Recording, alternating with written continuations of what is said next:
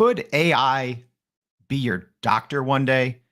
I know it's a crazy question, but we have to talk about it. It's something that we're going to talk about today on Everyday AI. This is your daily live stream, podcast, and free newsletter where we help everyday people like you and me not just understand AI, but how we can actually use it.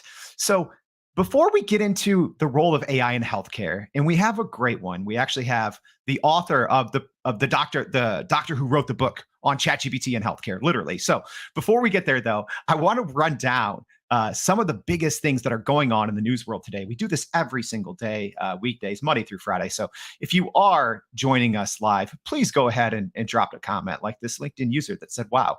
So let's get to it. A couple big news pieces today. So first, a new CNBC story says that the AI boom that's happening right now is actually the fourth industrial revolution playing out. At least that's a quote from an executive from Wedbush Securities. So make sure to read more about that in the newsletter today.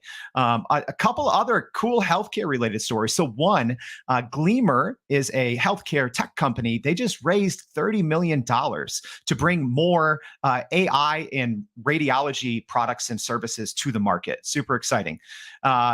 Speaking of tools and software, you've probably seen or heard these AI detection tools. So we're going to be sharing in our newsletter today a link to a story that talks about how easy is it to fool these AI detection tools. That's from the New York Times. So make sure to check that out. And last but not least, and kind of a good transition into our show today, big news story. So this is the first AI-generated drug has entered human clinical trials. So I'm not going to give you the name of the drug because it's a bunch of letters and numbers, but it has entered phase 2 clinical trials targeting chronic lung disease patients. So we're going to have all of that and a lot more in our daily newsletter. So make sure you go to youreverydayai.com, sign up for that free newsletter. We're going to have a lot more. But right now, I'm extremely excited to bring on someone that I've been following in the kind of AI and ChatGPT space. So let's bring on our guest for today. So we have Dr. Harvey Castro, the author of ChatGPT and Healthcare. Dr. Harvey Castro, how are we doing? Awesome. Thanks for having me. This is exciting. I've been wanting to do this for a while now. Absolutely. So I can't wait to talk about a whole variety of things, but as a reminder, this is for everyone out there. Everyday AI is for everyday people. So if you do have a question for Dr. Harvey Castro, please leave it and we'll get to it. If you're listening later on the podcast, you missed out to get all your questions answered. So we do have quite a few people already with questions, but I have a question for you first, Dr. Harvey. So I started the show with maybe a little bit of a sensationalized statement, but is that too far off? Might we have doctors or a system one day that is just primarily AI? Is that a thing? I pause for a second and hesitate to answer because my gut says no, but technology is changing so fast. And with robots that I'm seeing and with things that are coming, it's starting to make me think twice that, well, maybe I'm going to have to concede here and say, I do see a robot in our future where it is going to be a resident equivalent, where it'll be my assistant. I don't want to replace myself yet, so I'm going to say not yet. Yeah, that's the, I think you come from obviously a very unique position. So you obviously have a background as a practicing physician, as more of an executive role in healthcare systems, but also you are literally pushing the education around this technology with AI in healthcare, ChatGPT in healthcare. So I guess where do you lean on it though? Yeah, let me kind of explain my rationale. So OpenAI, and I'm really bad with names, so forgive me. They have a robot that's coming out by the end of the year, and it will have what's called tactile function. So it will be able to sense and give information back. Well, just to extrapolate here a couple of things. If you have the equivalent of, I call it ChatGPT 5, where it can see and take video and pictures, where 4 has it, but we just haven't been able to use it due to GPUs out there in the world. But just play with me for a sec. So we have this fake robot. Let's put a white coat on them and say it's able to see. And now with the tactile, it can feel the patient's belly. And for example, it'll Mm. say, oh, wait, this is right upper quadrant. It's probably the gallbladder. It sends that feedback, looks at the differential, and says, okay, it's probably this. I'm gonna go a little extra here with the eyes. In the eyes, there's already technology that the video camera can actually give my age, my hemoglobin A1C, which is the last 3 months of my sugar. It can give my blood pressure, and it could give about 5 or 6 different parameters just with the camera. So I'm thinking, man, you put that camera on this robot, dude, you got like a lot of information. You have your triage nurse, you have your resident, and it's all being packaged. Due to the hallucination effect, I don't think it'll be Chat GPT. It'll be another bio GPT out there that, or no, I say bio GPT, another GPT that's healthcare related. And that's why I hesitated so much, because I'm like in my mind thinking, well, you put all these pieces together, you would have something very close. Yeah, that's a good point. So we're obviously already starting at the end, which I love. But let's hit Sorry. rewind and let's kind of remind people just of your background, because it's extensive, right? I think people might hear us talking and say, "Oh, this GPT or AI thing is brand new. You know, who are these guys to be talking about it?" But you have a huge in-depth background in technology and in the healthcare field. So just give everyone a brief overview of your background. Yeah, I'm blessed in that I wear 2 hats. I'm an ER doctor, by training, so I've done it for over 20 years. I know my ER stuff per se, but simultaneously, I'm an entrepreneur. I've had over 30 iPhone apps. I'm into the technology world. I've actually wrote my first app, which was IV Meds, and I spent a lot of time looking at technology and merging it with healthcare. As an entrepreneur, I joke, I feel like I live in the clouds. I live in dreaming, and I always think of things, and I love merging the 2 languages. Let's say the language Mm. of medicine and the language of artificial intelligence for today's conversation. And so that's kind of my background. And just really quickly, back in November, I was playing with ChatGPT, and I was blown away, and I was like, "Oh my gosh," I had that iPhone moment. I'm like, "This is gonna be the next iPhone, but better." I was like, "Let me write a book real quick and, like, explain how it works and tell our teachers and doctors and patients." And I was just so stoked. I was like, "Okay, I gotta tell people." So that's my background. Yeah, yeah. And if you're not watching live, I do have Dr. Harvey's book on the screen here. So he literally wrote the book on ChatGPT and healthcare, unlocking the potential of patient empowerment. What was that process like? And what was the reception as well in the medical community? Well, it's kind of funny. Obviously, medicine's really conservative, and I'm here pushing the envelope and telling telling patients, "Hey, use Doctor Google, but let's use ChatGPT and tell your doctor we're going to use it together." And I know doctors were upset with me. It's really tough to write this book. When I wrote the first edition, and this was, mind you, January 5th, and here we are, like 6 months later. I'm already talking about several books out. This technology changes so fast. But the skinny is this: I see life as a bell curve. We have people in one extreme that know their stuff really well, and when I wrote it, they're like, haha, this is just scratching the surface. And in my mind, I'm like, it's actually not meant totally for you. It's more meant for people that don't understand this technology, haven't thought of all the possibilities. So I'm just kind of presenting it to them. Um, at the first too, people were like, including my wife and close friends, were like, ChatGPT, who? What are you talking about? Like, I have no idea. And I was talking to my doctor friends, and I'm like, hey, the last thing you want is a patient to show up with some papers saying this is ChatGPT, and you don't even know what this is and what the good, the bad, the ugly is. And so when I made that statement, I was like, you know what? Maybe I should start teaching people the good, the bad, and the ugly as far as doctors and patients. Yeah, absolutely. And you bring up something that I wanted to talk about. Did you say Dr. Google, right? Is that Yeah. is that a Yeah. saying in the medical community, right? Oh So yeah.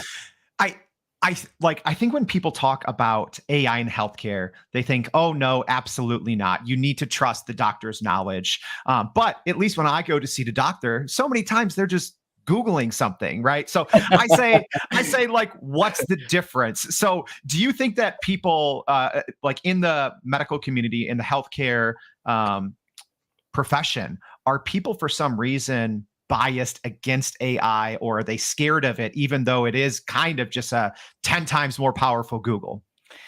So I'm gonna hesitate one more time.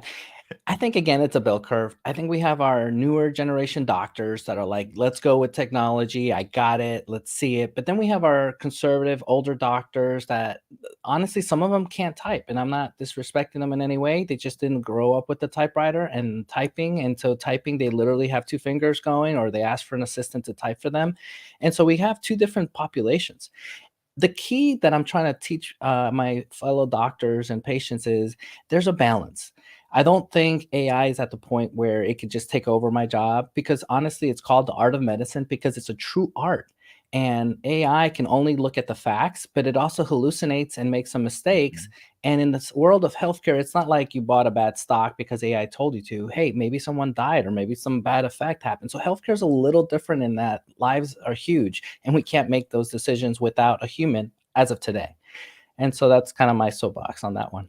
Yeah. So you ended it, and I'm gonna poke and prod a little here because I'm Yeah, interesting. yeah. You ended it with a caveat of as of today. Um, right?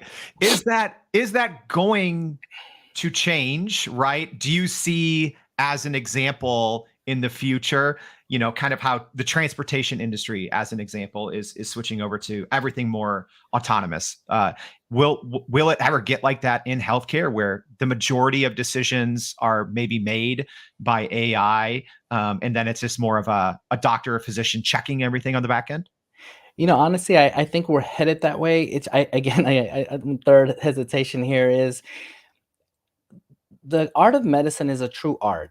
And there's many times in residency that my fellow resident or my doctor colleagues, mentors would tell me, "Hey, Harvey, sometimes you have to be a doctor. Sometimes the facts in front of you tell you one thing, but you need to step back and look at all the facts and become a doctor in the sense that you're making that decision." And so using that principle, AI may collect all the data, may look at everything, may point me and may bias me down a wrong road, but my experience, my gestalt, my looking at it from 10,000 feet high, putting all the factors together, because there's also things like like small cues.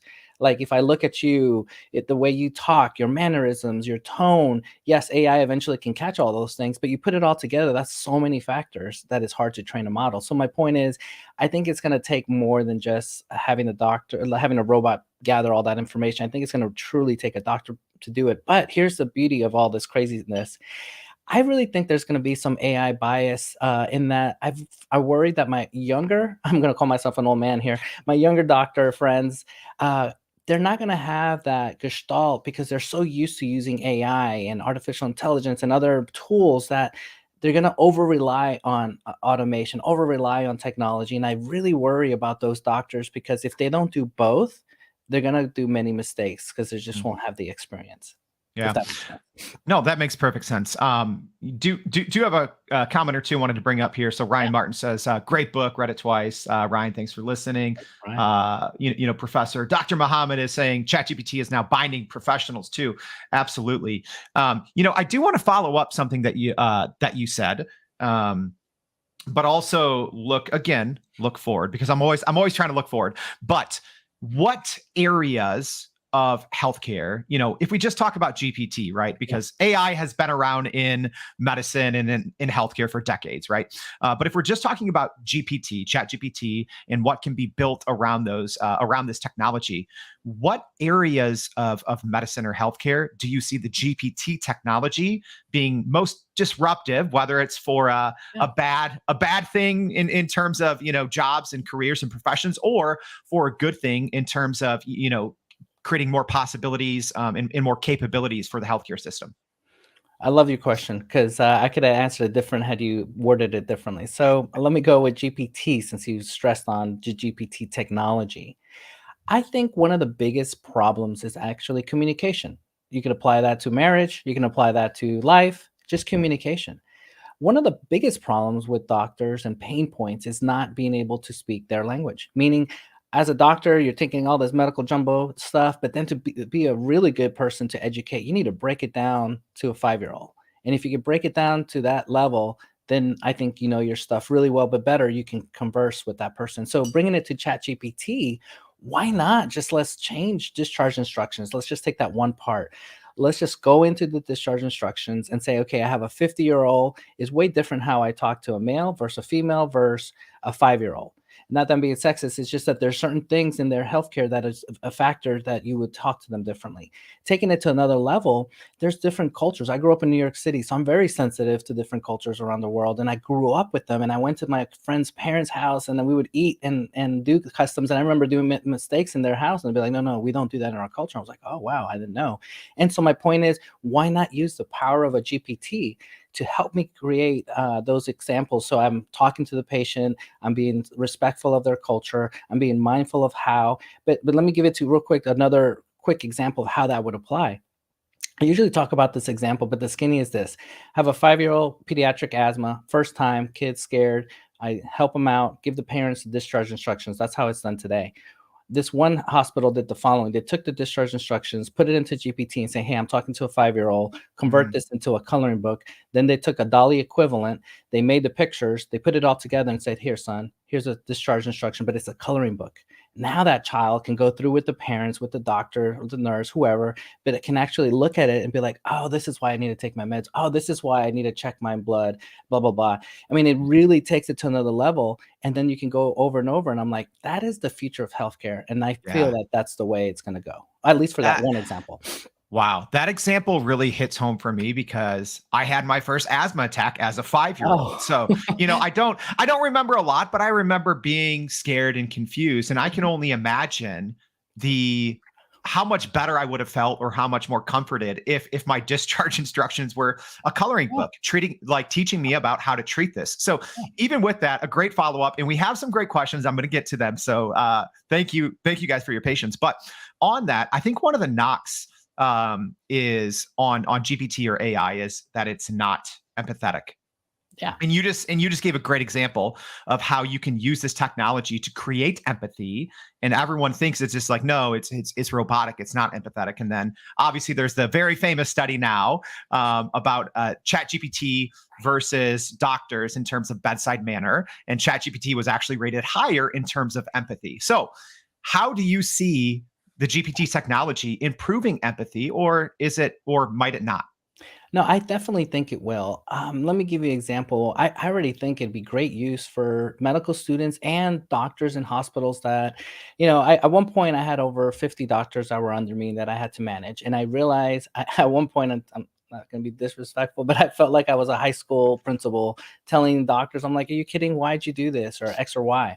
And so my point is this: if I could use the power of a GPT to teach empathy, to create modules, to have them interact and make up fake cases where the GPT or the chat GPT will give them corrections on, yeah, this is how you do things, this is what you do. Because honestly, again, I know, knock on some of my fellow colleagues, they're so smart and they're so into their one part of medicine that they forget some of them have really bad bedside manners. And I think if we AI could put it together with a human and teach. And I see a future where we have a laptop or our iPhone. I know doctors are going to hate me again for saying this, but we sit down with our patients and we have that laptop, we have the patient, and we have the topic, and we're like, let's do this together. Let's put it into a GPT equivalent. Let's see what it says. Let's see what I think, give you my medical expertise, and let's put it together. I don't think it's one or the other. I think it's both. Yeah. Um, Actually, now's a great time for this question from Yadi. Yadi, thank you for the question, because this perfectly plays into what we were just talking about. So she's asking, how is HIPAA impacted if and when users input their medical data into the shared ChatGPT servers? That's a great question Yeah. because I think that's one of the biggest hesitations I think with GPT in general, not just in healthcare, is privacy and security concerns. So how do you handle that one? Yeah. So great questions. Probably one of the top 10 questions. And here in the United States, it's HIPAA, and outside. I'm really bad with Europe's privacy laws, but it's equivalent. They have it. So it's everywhere is what I'm getting at. And so how to do this is as follows, in my opinion. Number one, I would never put any personal information into ChatGPT. I would keep it very generic. Make sure you're not using your address, things like that. Obviously, ChatGPT has your IP address, so in theory, they already know who you are. But for privacy area, they've added in their settings a way that you're not training the model. So go into your settings, especially if you're paying for ChatGPT 4, and go in there and just take off that you're not training the model. That would be one way. Second, again, I'm going to reinforce: do not put your information in there. Just put other stuff. And how doctors are getting around it is they're putting uh, the nuts and bolts of the information of the patient of what you're just coming in with. So diabetic, or in your case, pediatric asthma, but they're not saying you're a 5-year-old. If they do say you're a 5-year-old, they're not saying your name and your social and other identifiers. So that'd be one way. Yeah. Great question, Yadi. Fantastic response, obviously, Dr. Harvey. But I have a question because, you know, we mentioned the security piece or the security concerns, data, all of that with ChatGPT. How long do you think until a lot of big healthcare companies figure it out, or maybe they have, I don't know, about just having their own large language models so they can tap into the power of GPT, but keep everything private, and then also train it, on their own, region or their own policies? I guess, why haven't we seen that yet? Or is that just the next big innovation in terms of healthcare? So you can tap into it, but still keep everything private and secure. Yeah, perfect question. So number one, there are technologies out there that are looking at scrubbing the data so that before it goes to open AI, for example, it would be scrubbed, and so that would never happen. Two, they are looking at models of what you just said. Create your own LLM. New York, NYU, I'm from New York City, has created, they're looking at a database and creating their own. And that's, I think, the future. I think that's what people are going to do. There's two things. I know a lot of people don't know this, but with ChatGPT, what makes it powerful is the human reinforced learning. Mm-hmm. My angle is, instead of saying it human, let's say it's doctor reinforced learning, but then not just stop there. Let's talk about doctor specific, meaning I'm an ER doctor. I should only do human reinforced learning or clinician reinforced learning in ER medicine. I have no business in pediatric surgery because I'm not a pediatric surgeon. I have no idea. I may look at it and say, oh, yeah, that looks good. But in reality, it's totally wrong. That's not what's done. And so I think that is the future, and that's what was going to go forward. Not promoting, I don't have any stock, but there is this company called Glass Health AI. That's what they're doing, what I just mentioned, but it's a private company. Another is the Hippocratic AI. They're working on this as well. And so these are just two that I know for sure. And I know there's more than that because I write about it in one of my books, but that's the future.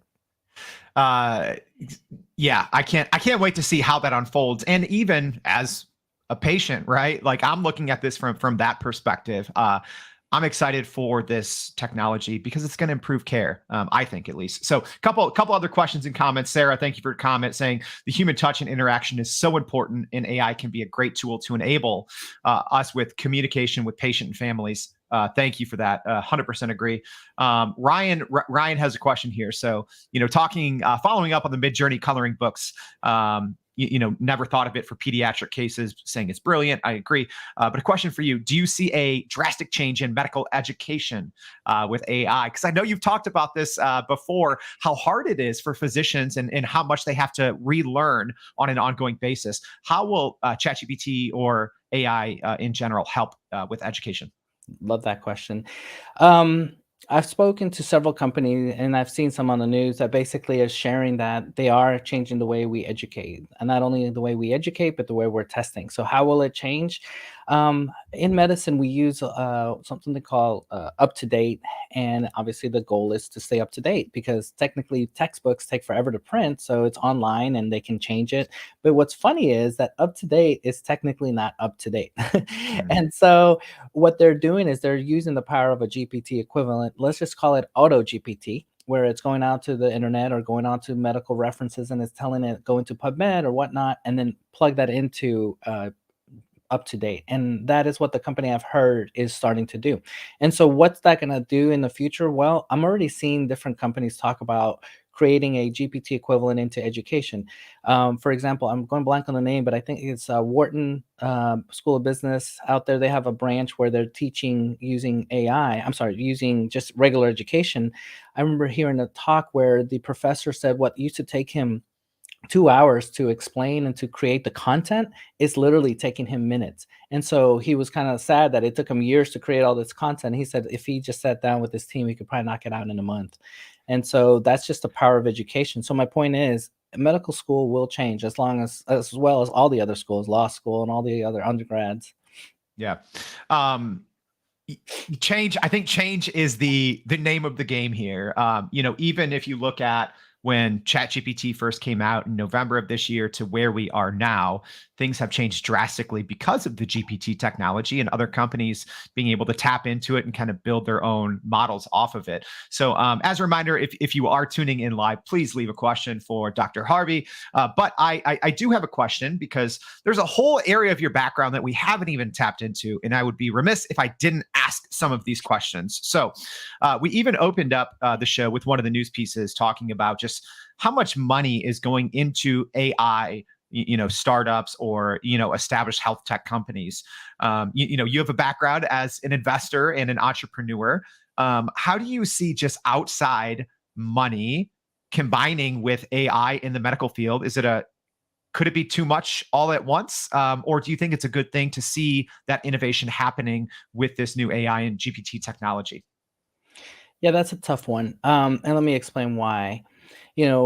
And I'm going to go in my soapbox here for a sec. So excuse me for doing it. Elon Musk invested into OpenAI because he wanted to keep it open. He wanted to keep this information away from someone called Microsoft or just a big corporation. And so the goal is, if you think about it, if you have OpenAI or you have some kind of GPT equivalent, untouched with private money or public money now, then in the goal is you could do whatever you want because you're focused on the goal. Once you have an external factor, and I love Microsoft, for them to come in and put money, now they have to answer to shareholders. And I know OpenAI is not owned by Microsoft, but 49% of it is. And so it changes it. So how does that affect my statement in medicine? Well, it makes it a catch-22 because now there's going to be that pressure, external pressure saying, hey, we need to produce money. Now we got to do X, Y, and Z. Whereas if you're just doing it of the kindness of your heart, you're like, hey, let's create a better healthcare. There is not that external factor. You can do more. So that's one issue. With that said, it's a necessary evil. We need the money to create. Now, here's the opposite side of that. If you fund it so well that the company doesn't do the judiciary duty by using that money well, and they waste so much money that when it goes out to the consumer, now it costs so much money for the hospital and everybody else, you kind of defeated the purpose. Now it's actually increasing healthcare costs to use this tool. Yeah. Speaking of costs, I think one thing that can be offset, obviously, is using AI and GPT in the medical field. So Monica's question here, a great one. So how will AI impact the medical industry in areas such as procedures and surgeries, lab work, and robotics? Oh my gosh, this is awesome. So, one of the favorite sayings in med school was see one, do one, teach one. And so, applying that to a procedure, I've already seen this amazing surgical AI. And again, don't ask me for names because I'm horrible with names. But the skinny is, I either put on some VR glasses or a monitor. But the skinny is, I'm in the surgical field doing the procedure, but the AI is identifying the human body part. It's telling me cut here, this angle, giving me little dots. I'm able to cut, and it's walking me through. Other things with AI, it's just that virtual AI. Another soapbox, basketball, they say if you can just sit in bed and just pretend you're throwing the ball, you'll actually do better at free throws than just throwing it. I mean, that's just another way of practicing. Taking it to the medical field, if you can see and visualize your patient, say you have a digital twin and you're able to do the procedure and you're adding AI, now you're able to navigate and see what you're able to do. And then you're actually cutting and you're practicing the procedure. As a resident, I hate it when they were like, okay, Harvey, did you see how we did that? Here you go. And I'm like, crap, I'm having to do this procedure. How nice would it be to have AI walk me through? I'm not plugging in this company I'm consulting for, but it's called, I'm not going to give you the name, but it's basically AI and ultrasound. And it's navigating you how to do ultrasound. It's basically letting the common person at home be able to ultrasound themselves. And I thought, man, this is the way to do procedures and to do things. And so how will that apply? Talked about procedure, surgery, lab work. And lab work, I see it being more automated where we can talk to our data. One of the most frustrating things, including for me, is when I get my physical exam and I get my stuff in labs, I got to go back and compare. And I know there's graphs, but how nice would it be able to upload it to a GPT equivalent and say, okay, what's my trending glucose? What's my trending whatever?